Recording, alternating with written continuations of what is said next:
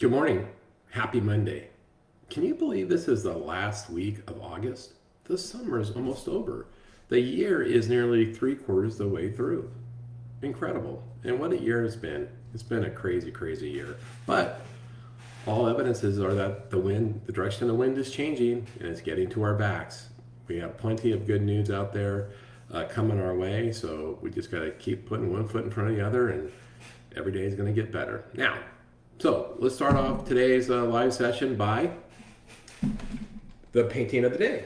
So the painting of the day over my right shoulder is from an artist named Fred McIntaz, and I'm saying his name wrong. He's an artist from Alaska. He actually moved to Alaska at the early in the 20th century, right after serving in the military, in the Navy. And he became quite a famous artist, not only in Alaska, but he was named Artist of the Year in 1981. And he's actually an artist of some renown. And what's interesting is you used to be able to buy his artwork for like $100 or something. And today it's really quite valuable. And so this, Belinda, my wife Belinda, my family comes from Alaska where they worked on the slope on the Alaska pipeline. And her mom collected quite a bit of art. And so this is one of those remnant pieces, art from Alaska. And it's something that we don't really have in this house. Matter of fact, this art resides on our casita, but I thought I'd share it. I thought you guys might like it. With that, I have a really easy topic today, Facebook Live topic, because I wanted to share with everybody the topic of my fifth podcast, which is going to be today at 11 a.m. Pacific Standard Time. So 11 o'clock today, Pacific Standard Time, I'm going to do my fifth podcast. This podcast will be with Neil and Eric Billick from All Rise AI. And what they have a fascinating story and a really interesting company.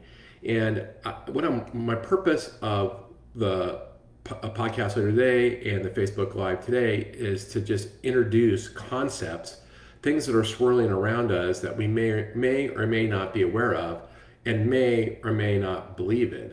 But it's still important to understand it. So Neil has a history of being a lead gen company. And so historically, if you were any type of business, say you were an attorney and you wanted to get, class action lawsuit participants, or if you were an insurance company and you wanted to get more homeowners insurance, or if you were a lender and you wanted to get more leads, you would go to Neil's company and you go, hey, Neil's company, I'd like to get X amount of leads every day, every month, every week, whatever it happens to be. This is what I want the leads to be. Here's the parameters or the profile of the lead I want.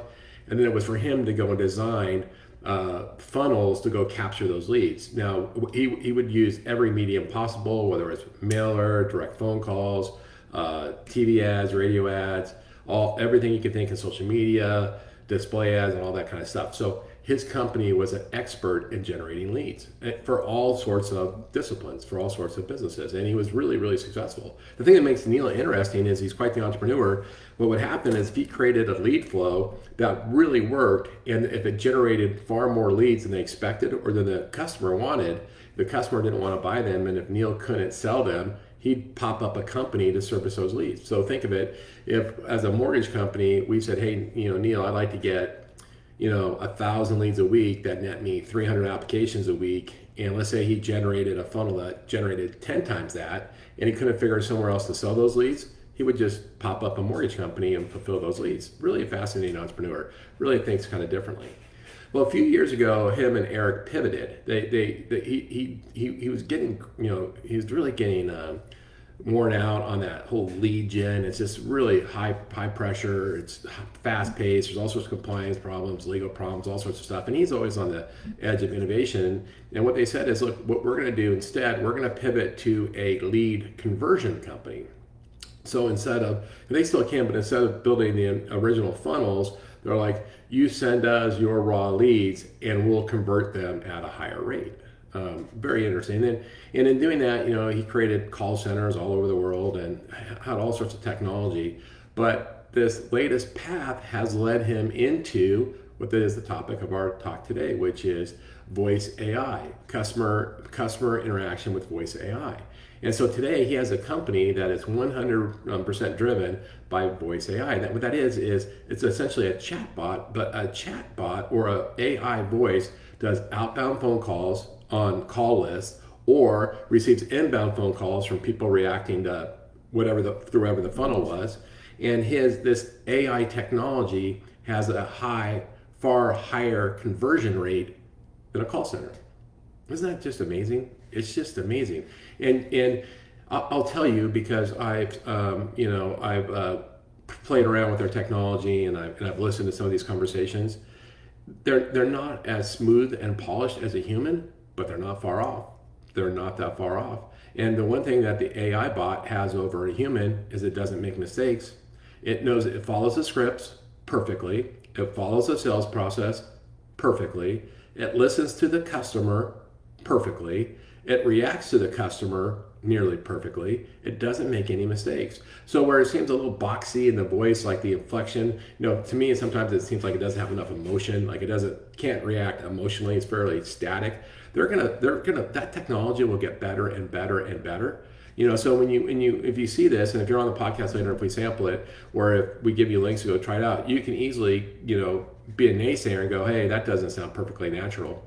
Well, it's also the first iteration, right? I mean, think about how quickly that's changing. Today, the voice AI is 100 times better than when they first started this a year ago. And today they can do voice imitation of any voice they want. Just like in ChatGPT, you can write in Shakespearean style. You can in voice put anybody's voice, and you have to be super careful.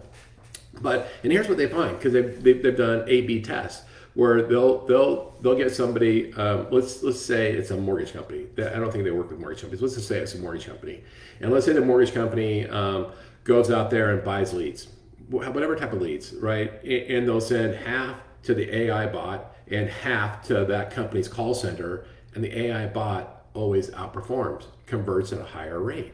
Isn't that just fascinating?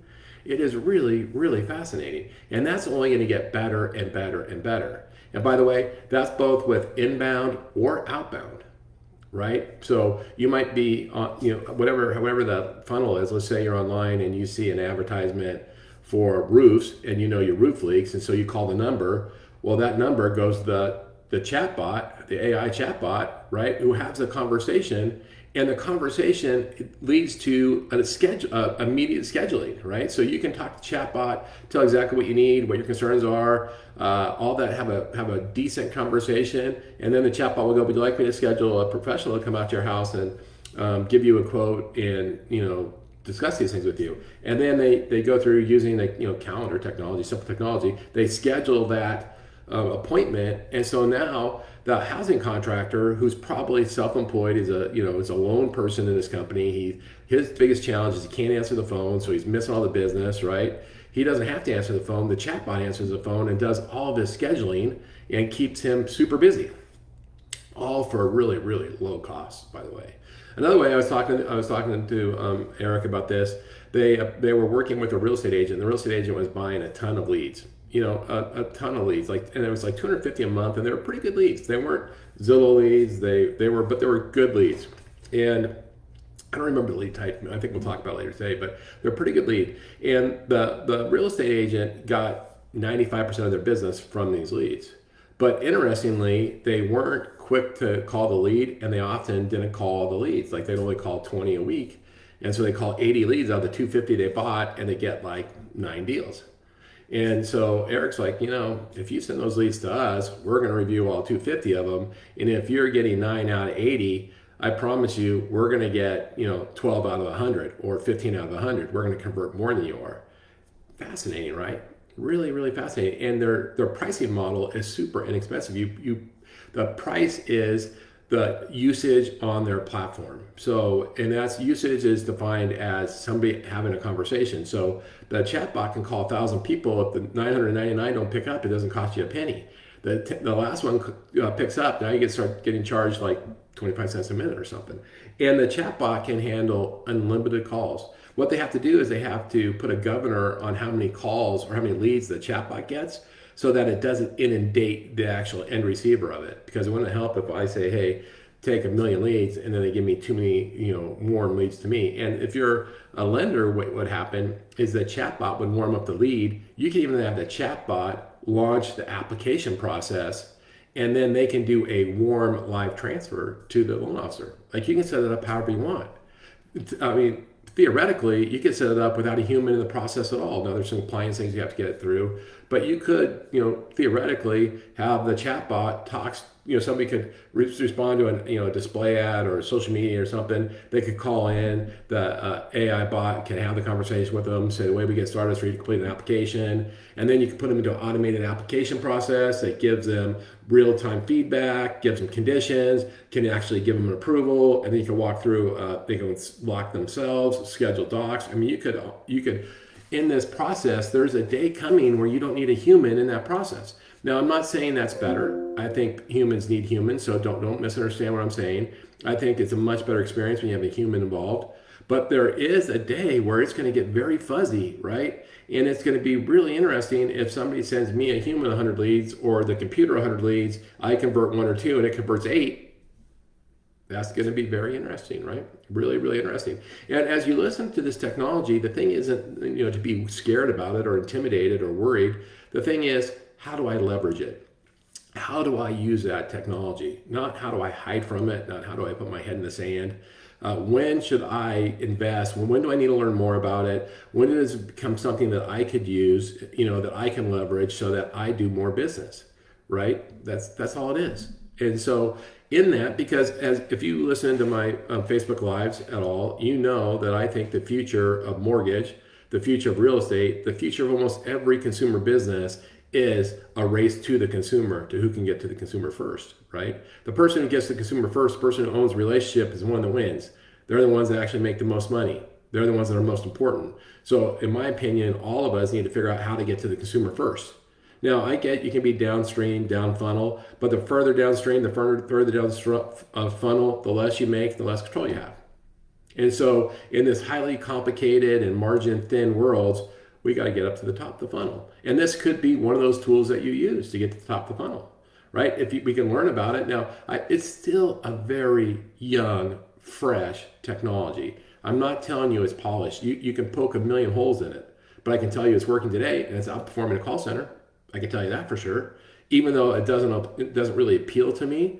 But I need to pay attention. How can I possibly use this new tool, this new technology for what I do, right? It's interesting, when I was talking to Eric, he was talking about, how this trial with the agent didn't go well because the agent just got completely discombobulated. He was completely non-technical, and he didn't like the idea of somebody else controlling his leads and all this other stuff. And I'm like, Eric, I'll open a real estate company. If you tell me where I get those leads, and you tell me you can convert, you can give me 10 deals a month from 250 leads, I'll buy 1,000 deals. I'll start a real estate company. And then that real estate company can feed me mortgages. How great would that be? Now, I'm not doing that. That's not what I'm saying. I'm saying, though, if we have to approach with an open mind, how can we use this technology? How can we use it even possibly to better serve our clients, right? Because one of those things, this technology, the do-it-yourselfers are going to love it, right? The people who also are intimidated talking to people, or the people that are embarrassed about their circumstances, won't have a problem talking to the AI bot. Now, one of the questions you might have is, does the person on the line know it's an AI bot? And the answer is maybe. One thing is, it can't lie. So if the customer says, are you a person, the AI bot cannot lie. So it has to tell the truth. A lot of times you have a say on how you set up that voice relationship. A lot of times it will start off, hi, this is Linda, the AI assistant to Ron. Right? So it calls itself an AI assistant. I'm here to help you. I'm here to, and then it tells you the benefits of why you want to engage with the AI bot. But it's slick, and so if you're not paying attention, you're like, oh yeah, it's an AI assistant. That's great. I don't know what an AI assistant is, but terrific, right? So you can be upfront, and you know what? Doesn't scare people. Being upfront doesn't scare people, especially if the technology works. Because really, all the AI bot has to do is ask clarifying questions, make sure it understands the consumer, and then you get the consumer to the person that can help them the most as fast as possible. That's all it takes. And it's becoming really, really cheap. And like I said, this technology is new. It's not super polished, but I find it fascinating. So if you want to learn more, It will be a very interesting call. Neil is a giant, big thinker. You know, things exist in his mind well before they do in reality. And Eric is a cynic. Their brothers are completely polar opposite. I don't know how this is going to work out because I'm sure Neil is going to, sell the sizzle, and Eric's going to go, where's the steak kind of thing. But we're going to learn a lot. We're going to learn a whole bunch. And in that, we're going to talk about compliance and all these new rules that are changing. I think I talked about the upcoming changes to the TCPA.